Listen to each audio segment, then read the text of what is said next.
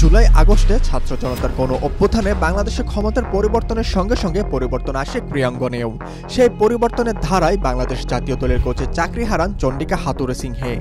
এরপরই বাংলাদেশ ছেড়ে অস্ট্রেলিয়া চলে যান হাথুরু। চাকরি হারানো হাথুরুসিংহে হঠাৎ করেই বাংলাদেশকে নিয়ে করেছেন বিস্ফোরক মন্তব্য। জানান, বাংলাদেশ থেকে যাওয়ার সময় জীবননাশী শঙ্কায় ছিলেন তিনি। বাংলাদেশের তখনকার পরিস্থিতি এবং নিরাপত্তার অভাবে এমনটা মনে হয়েছিল হাথুরুসিংহের। আন্তর্জাতিক গণমাধ্যম ক্রিকবাজ এমন তথ্য প্রকাশ করে। হাথুরুসিংহের ভাষ্যমতে বিসিবির প্রধান নির্বাহী নিজামুদ্দিন চৌধুরী সুজন তাকে চলে যাওয়ার পরামর্শ দেন। একই সঙ্গে কাউকে কিছু না জানাতেও বলেন তিনি।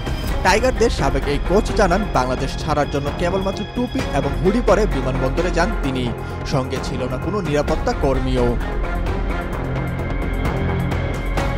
হাথুরুসিংহে জানান, বিমানবন্দরে গ্রেফতার আতঙ্কে ছিলেন তিনি। সেই সময়কার পরিস্থিতি বর্ণনা করে হাথুরু বলেন, বাংলাদেশ ত্যাগ করার সময় তারা আমাকে বিমানবন্দরে গ্রেফতারও করতে পারত।